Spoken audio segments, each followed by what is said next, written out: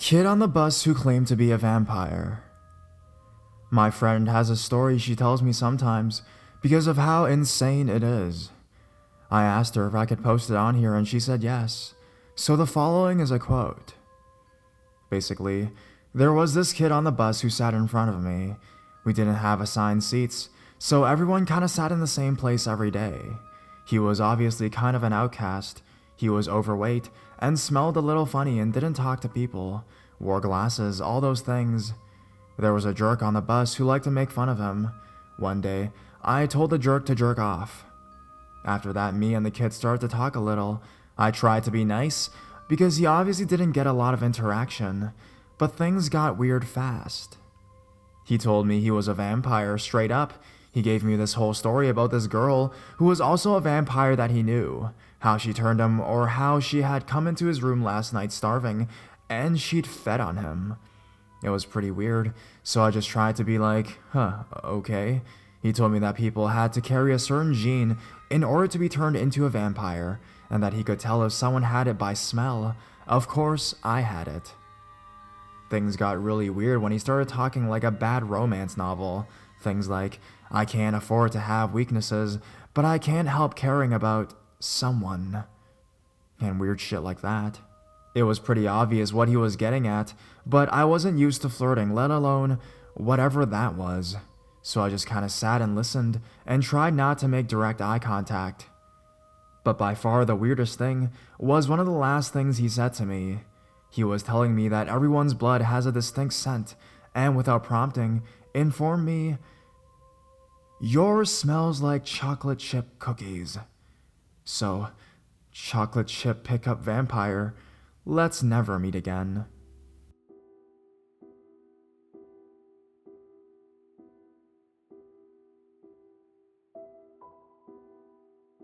New guy at work is a vampire? Okay, so this new guy at my work, we'll call him John, is a little bit off. He just started working there a week ago. He's always high-fiving me and generally being nice, so I felt bad for judging him a bit. Tonight he asked me for a ride home. He said he doesn't have a car and has been walking far to get to and from work.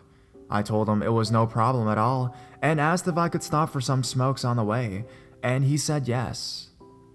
We made regular conversation about what he wanted to do, join the Marines, and where he was from, New York. He made a comment in passing about smoking weed, and I invited him to come smoke with me and my friend, who is dog sitting for me. He got excited and said yes. When we got to my house, we chatted and smoked, and I ate and had a slightly weird poker game with a guy. Now my friend Ben is a large dude, so even though the vibes John was giving off were weird, I felt pretty safe. But then Ben bailed on me. Weirdness intensifies. He started going on about getting a tour of the house, and then flat out stated that I was attractive, rambling about how he liked to listen to Beethoven while he slept, more rambling. How I look like a cute 60s or 70s rocker chick. Okay, thanks, but this is getting weird. Time to go home.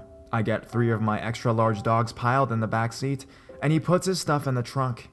He tells me where to go, and on the way, drops more little comments about me being attractive. I'm trying to shake it off, and think that we're both just really high.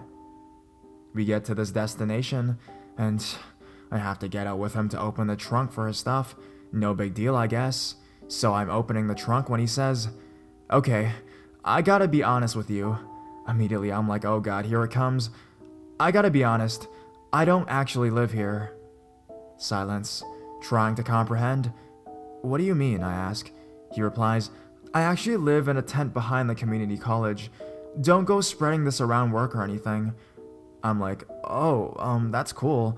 My friend Ryan is a traveler and hops trains and shit. Not much different. It's cool. So he looked at me and said, "Well, what are you waiting for?" What? Waiting for you to get your stuff out of my car, I guess? I don't know what he's doing at this point. What does that even mean? Then he drops the bombshell. "Do you read vampire books?" No, I mean, I've seen the movies based on Anne Rice's stuff, but not the books or any. He cuts me off. "Well, I want to bite you all over." What? Then I cut him off and say if he needed another ride, just let me know, and I got the fuck out of there. He walked off into the darkness with his backpack, still miles from where he said he had his tent. I have no idea why he made me bring him that far from where he was. He watched me until I drove out of sight. Maybe this story isn't that creepy, but it really has me creep the fuck out. Please let me know if you have any advice on dealing with this weirdo.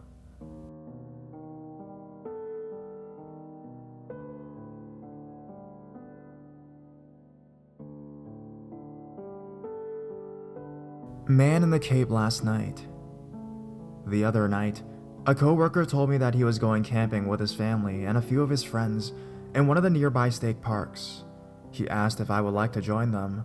I like the occasional camping trip, walking the trails, and just relaxing by the lake. I told him that I loved to go, but couldn't stay the night due to few things I needed to do the next morning. So yesterday, I pulled into the park parking lot and met everyone. There is a road that leads to their campsite, but you have to be driving a four-wheel drive vehicle to get there. It wasn't a problem, because we're gonna go hike the trail, and my coworker was going to drive the equipment there and wait for us. It was a wonderful day walking there, and I met his wife's nephew. He had come from a bad situation, where both his parents are drug addicts and in jail. My coworker with his wife have partial custody along with his grandmother. I instantly had major feels for this kid's hard life. It turned out that he is also cool as shit, and we started to bond. I ended up spending most of the day playing with the little guy, getting into mischief and teaching him what I could remember, some survivalist techniques. It started getting later in the day, and we were walking a trail back from the lake. The little guy and I were having an impromptu race back, and he was winning. We came up on a hill part of the trail, and I called out to him not to go over the top so that we wouldn't lose sight of him.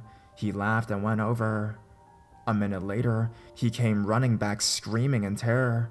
My coworker and I tried to calm him down as he tried to hug us both and bury his head in our chest. When he calmed down enough to talk to us, he told us that there was a vampire on the other side of the hill. We all looked at each other and tried not to laugh. We didn't see anyone around on the other side of the hill. We returned back to the camp area unmolested by vampires or other monsters. I began to build a fire with the little guy. He helped gather firewood so that we could build a bigger fire than the other campers in the area. He had so much fun that the vampire was forgotten. After midnight, my coworker and I got into his old Jeep and started back down the dirt and gravel road. A mile or two after, my coworker gave me a bewildered and shocked look. "Did you see that?" he asked. "See what?" I replied. "There's a dude back there in a cape," he stated as if he didn't believe the words coming out of his mouth. I shot back with, "No fucking way." He spun his Jeep around and drove back. He was determined to prove that there was a man standing by the side of the road in a cape.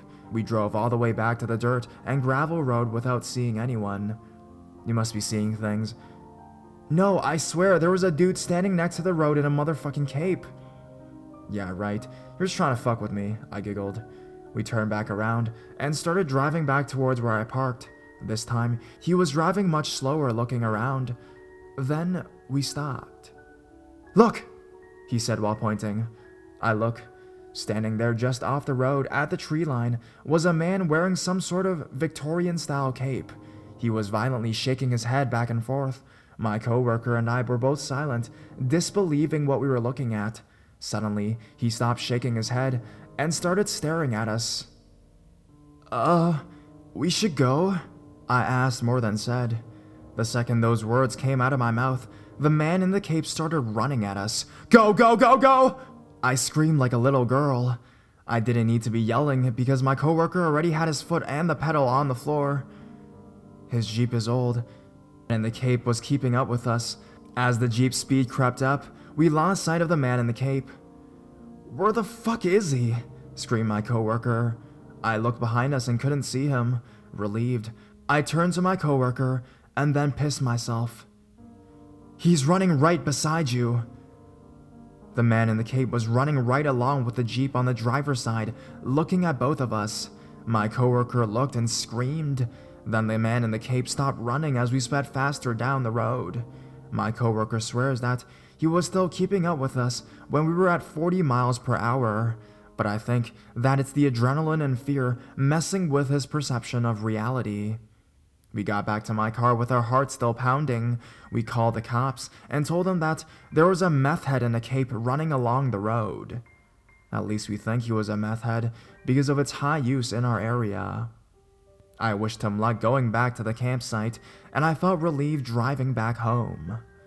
So, man in the cape, let's never, ever, ever, ever, ever, ever meet again.